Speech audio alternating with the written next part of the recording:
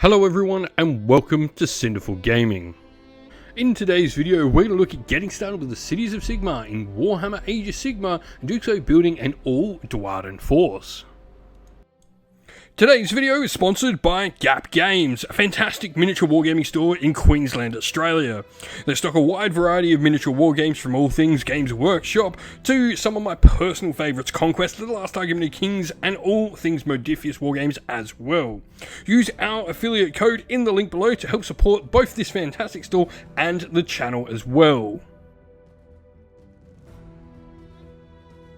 The first model in our force we're going to start with is a Warden King. Now, the Warden King is a 3+A 5 health character with a 4-inch move, which is your standard Duardin move. They're slow, they're not the tallest of folks, though they are fast over short distances.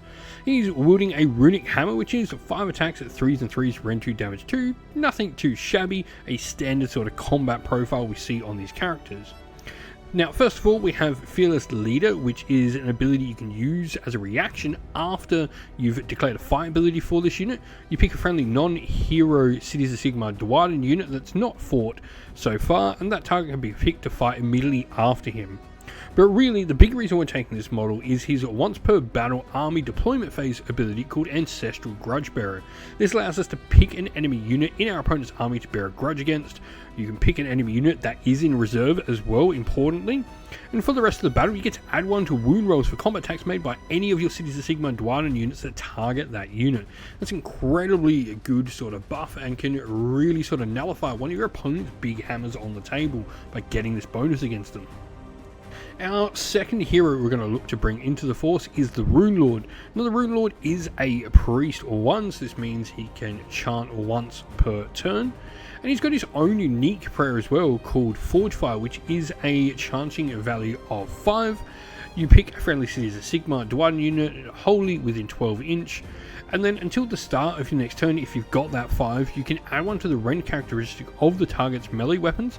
In addition though, if your chanting roll actually gets that 10+, you can pick another friendly Duardin unit as well and add one to the rend characteristic of that unit's melee weapons. Now, other than that, he also has a rune of spell breaking. This allows him to unbind as if he were a wizard 1. And then in combat wise, he's got his rune stuff and forge hammer. He's actually not too shabby for a priest all up. With those 3 attacks, 4s and 3s, rend 1, damage D3. Next up we have Hammerers. These are one of our sort of more heavy hitting Duardin units, especially in combat. They've got 2 attacks each, hitting on 4s with wounding on 3s, rend 1, damage 2. They've also got the Oathsworn passive ability. While any friendly Cities of Sigmar Duardin infantry heroes are wholly within their combat range, both this unit and those friendly heroes will have Ward 5+. So there can be a 3+, 5+ on their saves and putting out a decent amount of punch as well. Remembering we can increase that rend to rend 2 potentially with Forge Fire going on them. So rend 2, damage 2, pretty solid for a large unit of these guys if you reinforce them. We then have Ironbreakers. These are a unit that are much more defensive than our Hammerers, even though, you know, we can get that 3+, 5+ on the Hammerers. These guys have the Gromrel Shield Wall, where while this unit is affected by the Hold the Line officer order, we'll have a ward 4+ instead of 5+. This is pretty cool, as it really does allow them to be a solid defensive unit to hold our own objectives with. Now, each model in the unit is armed with Ironbreaker weapons, and they're sort of no rend damage 1 weapons with 2 attacks each, but the champion also gets some Drake Fire pistols which can add a little bit of rend 1 damage 1 shooting, and they get the shoot and combat rule as well. Lastly, we have the unit which will probably be our biggest damage dealer in the force, and that is the Irondrakes. This is a ranged unit that are armed with Drake guns, which are a 1-shot 3 to hit and wound, rend 1 damage 1 weapon, but they do have anti-infantry +1 rend. You've also got the Grudge Hammer Torpedo, which is going to be a fairly similar profile, but damage D3 and the anti-monster +1 rend, which can be given to your unit's champion.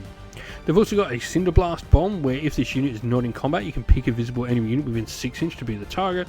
On a 3+, you inflict an amount on mortal damage on the target equal to the roll, so potentially up to 6 mortal damage on a unit.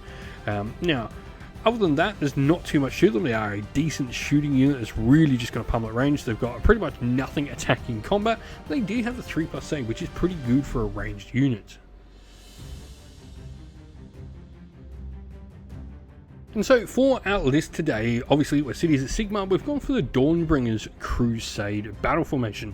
This has the 4 Dawners ability where we add 2 to the move characteristic of friendly cities of Sigmar units in the first battle round.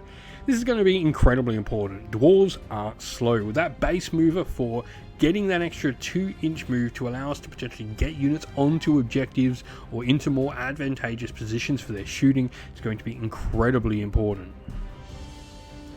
Now we have our first regiment in the force being our Warden King, who is our general, and the units in his force are going to be a unit of hammerers that have been reinforced, a unit of Ironbreakers, and a unit of Irondrakes as well, which have also been reinforced.